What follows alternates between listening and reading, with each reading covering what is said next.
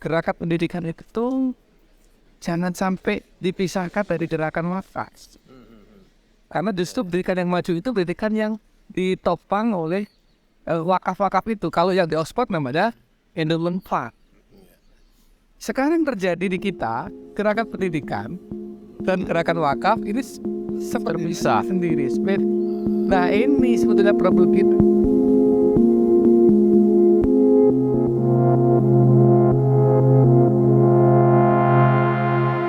Pengalaman kemarin kita ke Oxford, kita dapat oleh-oleh yang mahal, cerita tentang bagaimana King Edward mengambil konsep wakaf dari Palestina. Itu seperti apa detail ini? Ya, sebenarnya itu kan satu pelajaran yang diambil oleh orang Barat, orang Kristen dari Islam, yang tiba-tiba dia berkembang melalui proses sejarah menjadi sebuah endowment yang luar biasa melebihi apa yang kita miliki di dalam endowment itu Islam. Endowment adalah wakaf. Ya, endowment adalah wakaf. Ini saya punya catatan penting ini. Ternyata di Oxford itu Oxford University mempunyai kekayaan 57 triliun. Ya tidak usah pakai poundnya, kita rupiahkan aja. Kemudian college itu jumlahnya ada 38 college yang kekayaan melebihi Universitas Oxford. Ini college dengan universitas Terpisah. Jadi nampaknya college ini adalah pondok-pondok tempat mereka mengkaji Bible, mereka mendidik mahasiswa itu yang kuliah di Oxford di college dan mereka belajar intensif di situ. Nah, college ini punya wakaf, punya endowment. Di sini coba 38 college punya 106 triliun kekayaan. Nah, salah satu college-nya itu namanya St. John College punya 106 miliar asetnya, asetnya. Dan itu aset itu dia investment di mana-mana, dia kembangkan sehingga ada income. Ada tumbuh. Nah, ada tumbuh.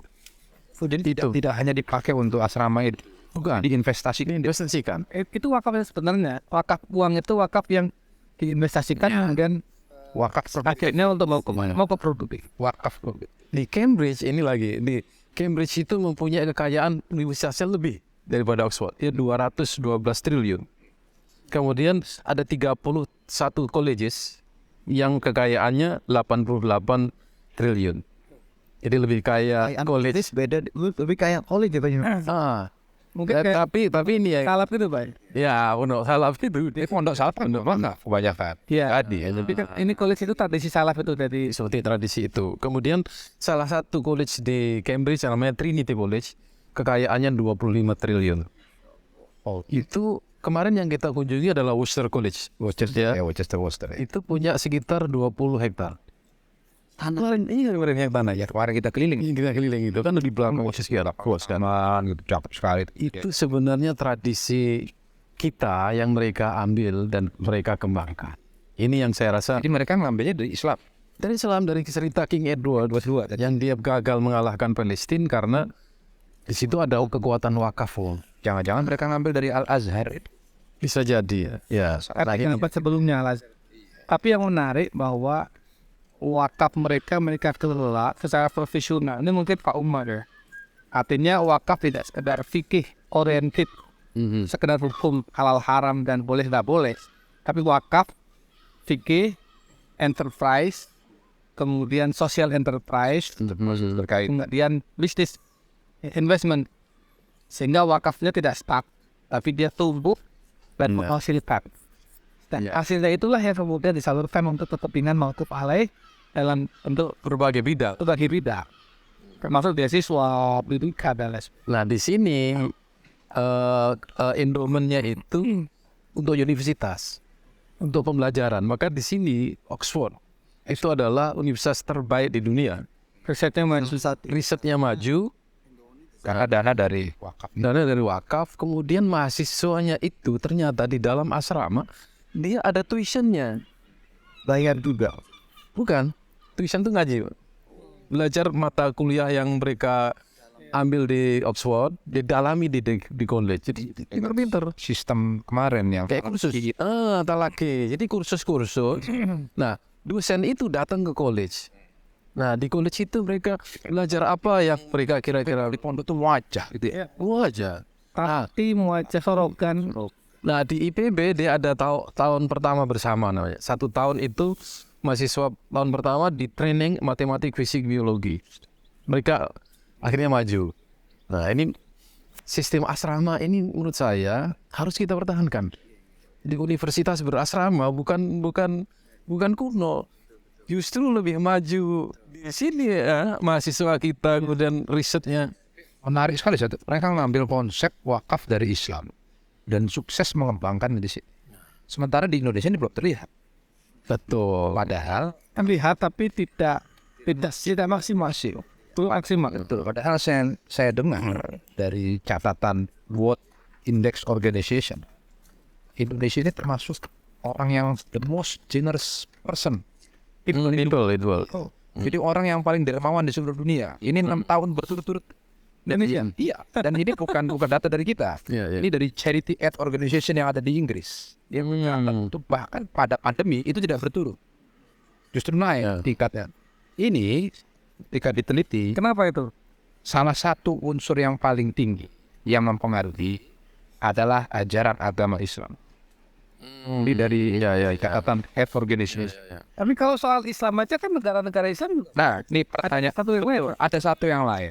Jadi ada seorang profesor di Wharton University di Amerika. Dia meneliti 6.000-an profesi di seluruh Amerika. Ditelitilah dari reciprocity style-nya, cara memberi mereka berinteraksi. Ada 3 jenis manusia. Ada giver, ada matcher, ada takers. Taker dengan matchers ini prestasi mereka mediocre. Di mana apapun profesinya, mau businessman, mau profesor, mau itu segala macam itu, yang bisa sampai ke top performance itu adalah givers. Tetapi lucunya giver yang lain juga memenuhi bottom performance. Lah ada 2 giver ini. Berarti giver yang satu memiliki top performance, yang satu lagi tidak memiliki kemampuan untuk bisa mencapai puncak. Yang membedakan adalah tujuan. Yang top performance adalah giver yang banyak memberi, tetapi dengan ambisi. Ada ideologi, ada visi. Di sini persis seperti Trimurti God. Beliau mewakafkan, tapi diikrarkan, dipiagamkan.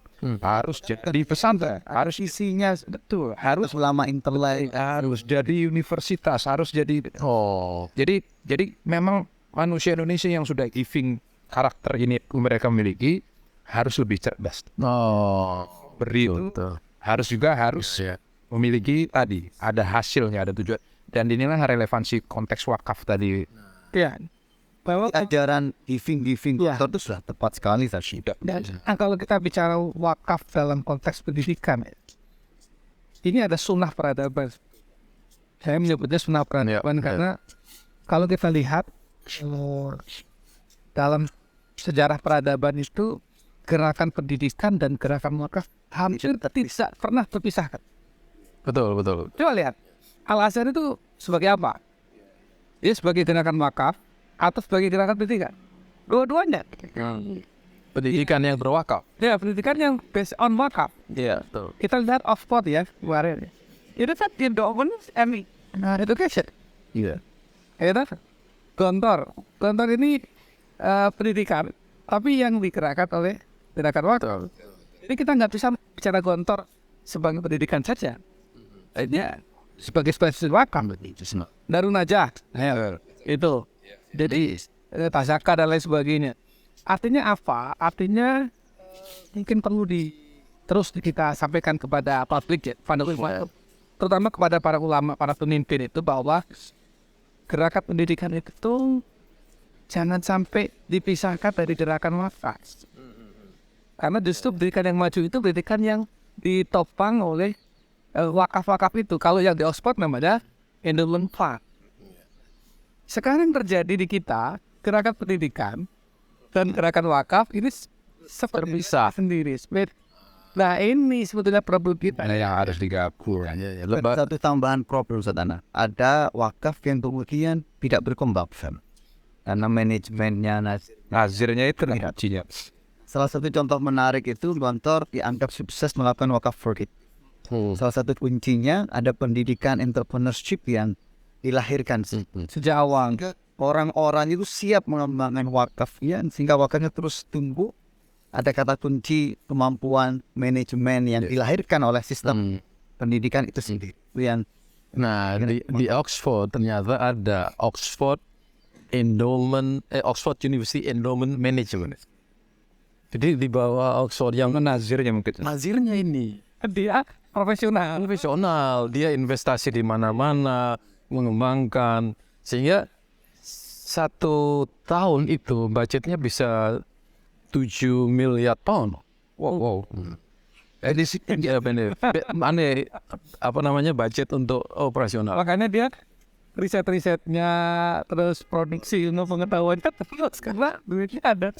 mungkin memang tidak selalu lembaga pendidikan berbasis wakaf itu harus gratis semuanya kan saatnya. Karena harus pendidikan di bagaimana seorang pelajar juga tidak ada kontribusi hanya. Itu Bagus tuh tadi Pak Adianto. Jadi giving spiritnya dari Islam kan, betul. Makanya kan dalam Al-Quran itu kan orang-orang bertakwa itu alladzina yunfiquna fis-sarra'i wad-dharra.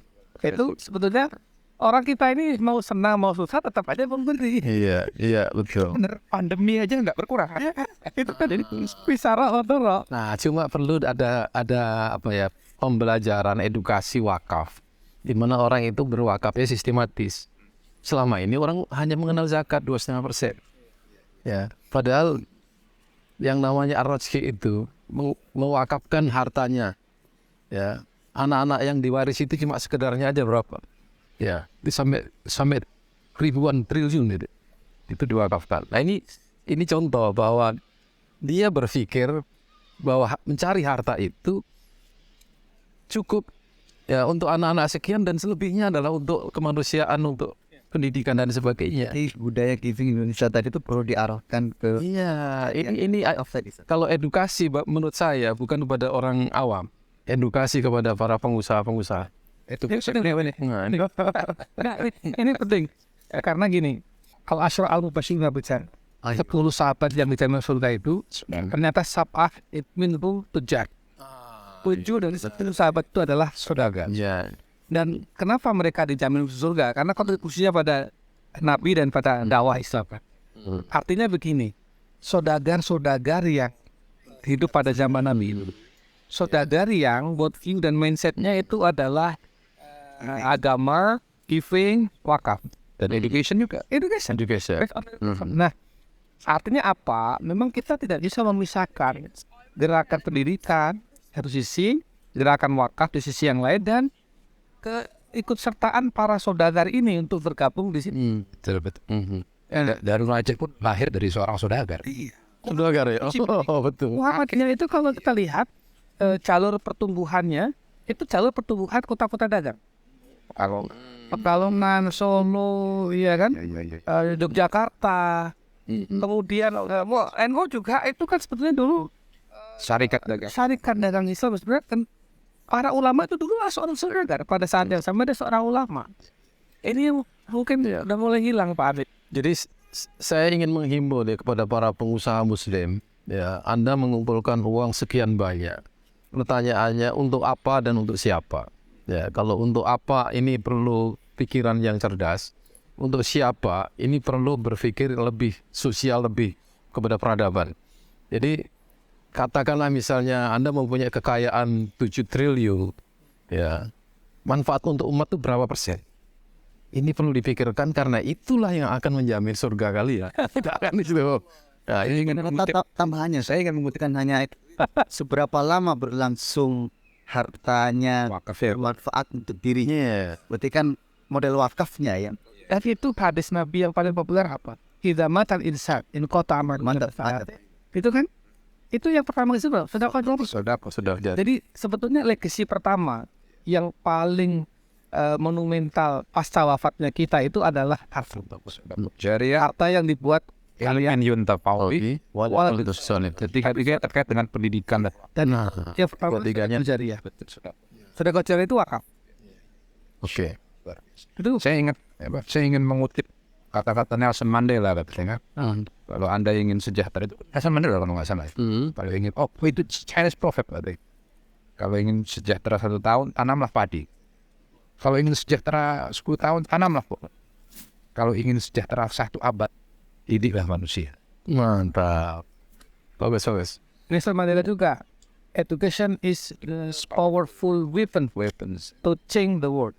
Jadi investasi wakaf untuk pendidikan. Konduktor dan pondok-pondok ini memilih Wakaf. pendidikan sebagai Nah, di sini kalau begitu, karena alumni Oxford adalah itu mendirikan Cambridge, ya. Dan Cambridge ini menulari universitas-universitas di seluruh Inggris. Semua universitas ada endowmentnya di sini. Sekarang ada gitu. Semua, Birmingham, Edinburgh, semua ada endowmentnya masing-masing.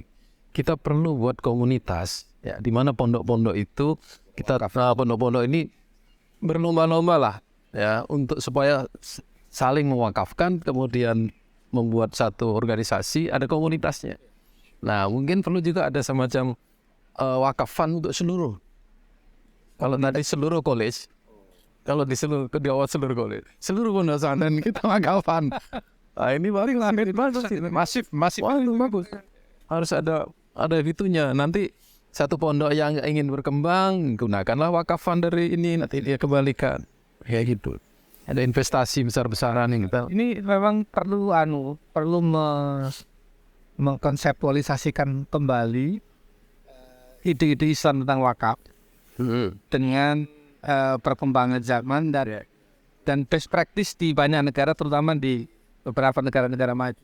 Terkait wakaf. Aslinya wakaf education. Enggak. Jadi ini perlu direkonstruksi ulang. Kita kan udah punya pengalaman Gonto, Darun Najam, Ya. Di kantor kayak Oxfordnya gitu. ya. Jadi kan ini tinggal dirangkai aja, ini menjadi sebuah konsep baru lah. Kan wakaf pendidikan Islam di Indonesia. Berarti kita gontor Oxford, kita dirikan Cambridge. Pondok-pondok. Kita Cambridge.